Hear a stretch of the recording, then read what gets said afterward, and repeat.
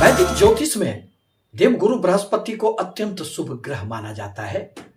जीवन के प्रत्येक क्षेत्रों में, चाहे वह धन की बातें हो, शिक्षा, संतान, दाम्पत्य सुख, भाग्य इत्यादि के कारक तो उन्हें ही माना गया है। वह जीवन में विस्तार देने का कार्य करते हैं। दरअसल 5 दिसंबर 2025 को देवगुरु बृहस्पति का राशि परिवर्तन हो चुका है।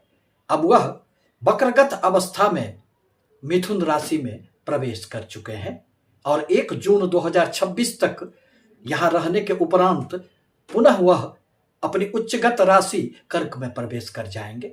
देवगुरु बृहस्पति की राशियों में जब भी किसी भी प्रकार का परिवर्तन होता है तो इसका प्रभाव प्रत्येक व्यक्तियों के जीवन पर निश्चित रूप से पड़ता है। इसी संबंध में आज मैं शनि प्रधान कुंभ राशि पर इसके पड़ने वाले प्रभावों को लेकर आपके समक्ष उपस्थित हुए हैं। दरअसल कुंभ राशि के लिए देवगुरु बृहस्पति उनके धन स्थान एवं लाभ भाव के स्वामी बनते हैं। अतः गोचर में जब भी इनकी अच्छी स्थिति होगी, आपको जीवन में अनेक प्रकार की खुशियां प्राप्त हो जाएंगे। आपको अनेक स्रोतों से लाभ देने का कार्य एवं आपके जीवन में धन संपत्ति की सारी इच्छाएं पूर्ण करने का कार्य तो देवगुरु बृहस्पति ही करते हैं। वर्तमान में यह आपके 6ठे भाव में संचरण कर रहे थे। अतः जीवन में सब कुछ सुखद परिणाम कहां आ रहा था, परंतु अब तो यह आपके पंचम त्रिकोण स्थान में आकर जीवन की अनेक समस्याओं को समेटकर खुशियां देने का प्रयास करेंगे। पंचम भाव में देवगुरु बृहस्पति का अत्यंत सुखद परिणाम प्राप्त होता है, क्योंकि यह भाव तो विद्या, बुद्धि, संतान का भाव होता है। अब आपके बुद्धि में एक पैनापन आएगा, आपके ज्ञान में गहराई आएगी। आप अपने बुद्धि एवं ज्ञान के बदौलत जीवन में इस अवधि में खूब उन्नति करेंगे। दाम्पत्य जीवन में, प्रेम संबंधों में नजदीकियां बढ़ेंगे। प्रेमी जनों के लिए भी यह एक अत्यंत सुखद समय होगा, जब वह अपने प्रेम संबंधों को वैवाहिक बंधन में बांधने के लिए निकल पड़ेंगे।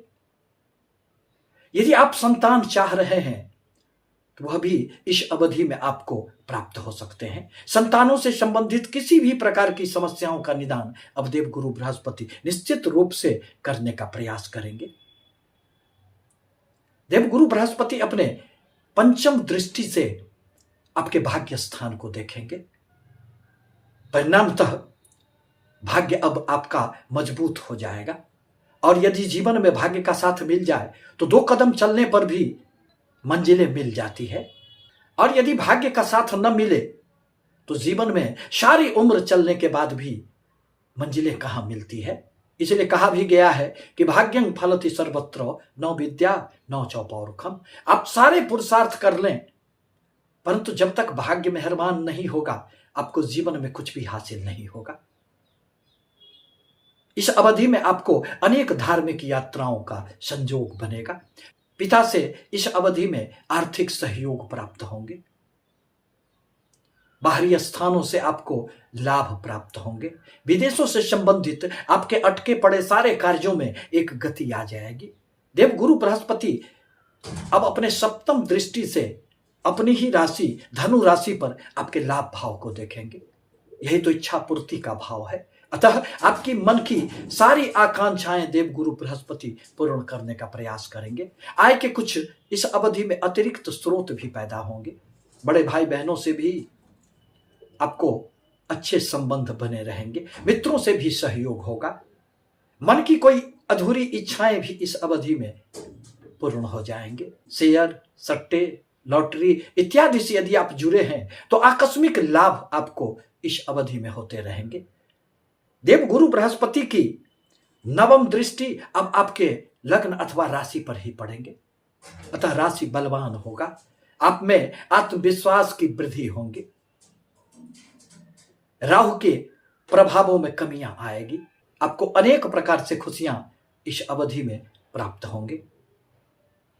बनते बनते कार्य जो आपके बिगड़ जाते थे, मन में जो एक अशांति का भाव कभी कभी उत्पन्न हो जाता था, आपके विचारों में जो अस्थिरता का भाव उत्पन्न हो गया था, वह सारी समस्याएं अब दूर हो जाएंगे, क्योंकि देवगुरु बृहस्पति की दृष्टियों में अमृत का वास होता है। इस प्रकार कहा जा सकता है कि देवगुरु बृहस्पति पंचम स्थान में बैठकर तीनों त्रिकोण भाव को अपने आशीर्वाद से बांधकर जीवन में अनेक प्रकार की समस्याओं से आपको मुक्त करते हुए सफलता की ओर ले जाने का प्रयास करेंगे। आपके लिए आवश्यक है कि देवगुरु बृहस्पति के बीज मंत्रों का जाप करें, मंदिर जाया करें। आपसे निवेदन है कि यदि हमारी बातें आपको अच्छी लगती हो तो हमारे चैनल को लाइक करें, सब्सक्राइब करें, शेयर करें, ताकि मैं अपने विचारों से आपको सतत अवगत कराता रहूं। धन्यवाद।